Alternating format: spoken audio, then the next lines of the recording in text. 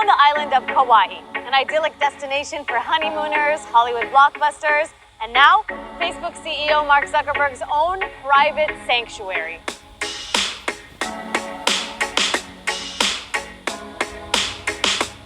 But there's a dark side to this paradise that Zuckerberg has brought to light. A century-long battle over land that began when American plantation owners overthrew the Hawaiian kingdom. So now a billionaire comes in with his money, doing it by force, removing people out of their land. We see these sort of things going on every day where what little land that was left for us now is up for grabs.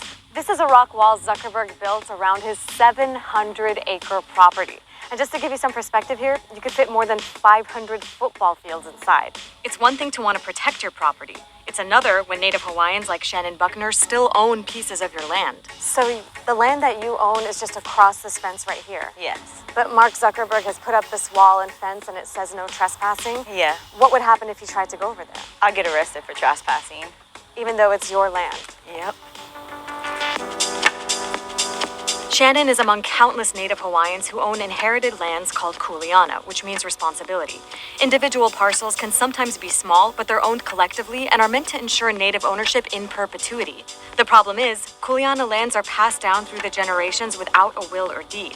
The lack of paper trail means some descendants don't even know they own land. Other times, under a complicated legal system called quiet title, a buyer like Zuckerberg can sue kuleana owners to force them to sell their lands, usually at auction for pennies on the dollar.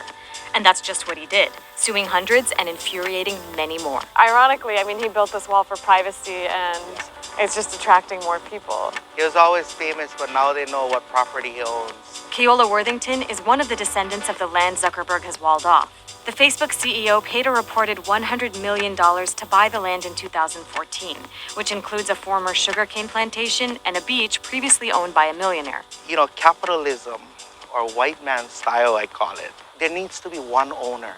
One man needs the power and authority to just control everything. It's kind of like a repeat of the overthrow of Hawaii, another overthrow of our people and land. That's how many Native Hawaiians see it. When word got out about the lawsuits, they called out Zuckerberg using his own platform. They even made videos and memes blasting him.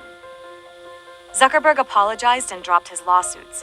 We reached out multiple times for comment and were sent an op-ed he wrote saying he'll talk to the community and find a better approach. But many told us the damage is already done. We have a hard time sleeping since this came up. Just always on your mind. It's hard to save your land when you have a billionaire fighting you for it. Terry Ferreira's cousin sold her land for $400 to a company called North Shore Kalo LLC, not realizing it's owned by Zuckerberg. Then his attorney called Terry. His first words out of his mouth was, how does it feel to get $800 for land that you never knew you had? And we assume we're selling to a Kalo farmer. We're like, yeah, that sounds good. Kalo is the Hawaiian word for taro, a plant that's sacred to Native Hawaiians. It's central to their creation story and is a staple food in its pounded form. And then you found out that North Shore Kalo LLC is Mark Zuckerberg's company. Yes. And how did you feel when you found that out? I was mad. I was upset. I felt deceived. Will you sell the land? No, I won't sell it. He can offer me $100,000. I won't take it. Tell me why. Because it's our culture. That's our native land, and just to preserve it. What you see here in Hawaii now, with all the buildings and just the overdevelopment, we're overcrowded. Hawaii's not like how it used to be. The problem of land loss is bigger than Zuckerberg. It's been happening since American plantation owners led a coup overthrowing the Hawaiian kingdom in 1893. Radio host Kaulani Mahuka faults the Hawaiian state she calls illegitimate for facilitating the land grabs.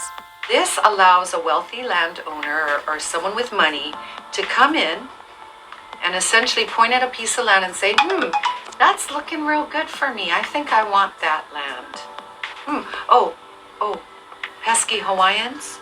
Kuleana land? Well, how do we get rid of them? How do we get them off the land? Fake state of Hawaii comes along and says, no problem, rich guy. There's a process called quiet title. Kaulani hosts a weekly radio show called Songs of Sovereignty, where she talks about all the land issues Native Hawaiians face today. If you had one message for Americans who live on the mainland, who see Hawaii as this paradise, this vacation destination for their honeymoons or whatever, what would it be? We want to share our home with people, but we want you to go home after you've visited. Stop moving here. You need to stop moving here because we have nowhere to live. The uproar over Zuckerberg's lawsuits prompted State Representative Kaniela Ng to introduce a bill that would force anyone pursuing quiet title to enter mediation with the families first. This is the same tool that's been used for over 200 years. The sugar barons, the plantation owners used to use it to strip Hawaiian land from Hawaiian hands. And we need to put an end to this once and for all. Because the legal system is stacked against them, some Native Hawaiians have resorted to occupying their Kuleana lands. Jesse Steele's ancestral land in Kauai was sold by the state to mainlanders. So this is one of many occupations you guys have? Yeah. How many occupations are there? A lot. Yeah. This is our lifestyle. You see all this taro and stuff? We eat this stuff. This is all food right here. How does it make you feel that someone from the outside who can afford it can just come and buy this sacred land where your ancestors are buried? Makes me nuai. I get really Makes you what? angry. All like the new houses down in Haena, vacation rental kind, like they dig up the bones. You know, even they don't treat it as if it was an archaeological site. They'll take the bones away and they'll still put the septic system in and they'll be shitting right where our bones were. You know. Amid the anger, one thing is clear. Zuckerberg may have cast the biggest spotlight yet on Native Hawaiians fighting to hold on to their land, and all too often losing. In your ideal scenario, how would this all be resolved? How would this all play out? If he would just let us keep our land. Aloha guys, it's Dina in Hawaii, and I hope you enjoyed this last video about Native Hawaiians fighting for their ancestral land. Make sure you check out this next video about the broader fight for sovereignty here, and let me know what you think in the comments.